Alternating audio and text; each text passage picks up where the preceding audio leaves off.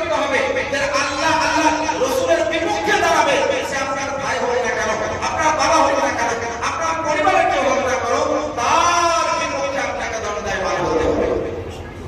ये पहले सबक मिलता है कि हक के खिलाफ जो लोग खड़े हैं उसके सामने अगर आप कमजोर हैं, अपने आप को कमजोर ना समझे, बल्कि हक के मुताबिक हक के हक में आप खड़े हो जाए। এটা প্রথম সবক, প্রথম লেসন, প্রথম শিক্ষা আমাদের পাওয়া যায়।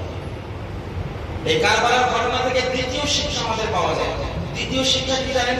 যখন কারবালার যুদ্ধ শুরু হয়ে যায়, লড়াই চলছে এমন অবস্থায় জোহরের সময় হয়ে যায়, ইমাম হুসাইন পাক রাদিয়াল্লাহু আনহু বলেন তাদেরকে বলো নামাজের জন্য আমাদের একটু সময় দিতে, তারপর আবার লড়াই করবে।